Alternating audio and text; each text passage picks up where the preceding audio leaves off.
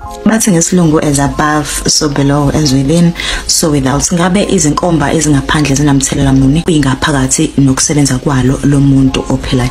Sibheka ke isibonelo, sibheka indilinga. Uma wena ubona i-traffic cycle, ubona uround emarobotini, ubona ama-shape nje awo-round noma aya aba indilinga, lokho ke kumele ulwazi oluthile ke olujulile. Indilinga ke ayinaqala noma ayinamkhawulo, ayinasiqalo, ayinasiphetho. Imele ubuNkulunkulu umdali noma umthombo wodwa wazo zonke izinto ezikhona ezidaliwe.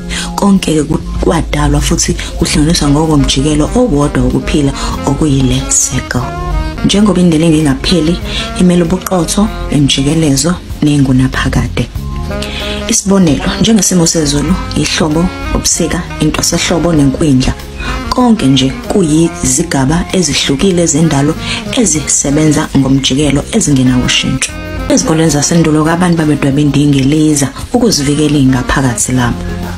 Indingiliza ke inobulinganiselo obuphelele, imele ukuzwana komoya, umzimba kanye nengqondo okuphelela ke kwangaphakathi.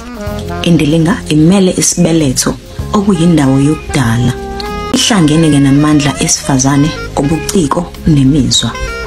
Ngokwesayensi engcwele, sacred geometry, indilinga iyisekelo sazo zonke ezinye izimo.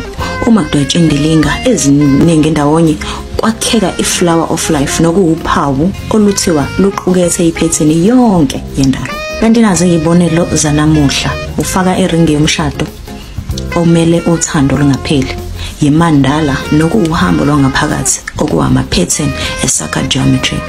Sibona ne-yin ne-yang, kumele ukulingana kwamandla e-feminine ne-masculine. Bese ke kuba amalogo ke afana no-apple, amele ukwethembeka, ubunye nokuqina. Wena ke yazi ukuthi indilinga imele uNkulunkulu, ukuphila okungapheli nokuphelela komuntu. Iyasikhumbuza futhi konke ukuthi kuhlobene, ukuphila kuyajikeleza futhi kuletha ibalance esinikeza amandla. Kanti ke kungani izindlu zomdabu zaziyindilinga ke?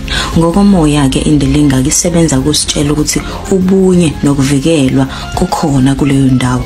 Indilinga imele ubunye, ukuvikelwa nokuxhumana nemvelo, ukugeleza kwamandla, iflow.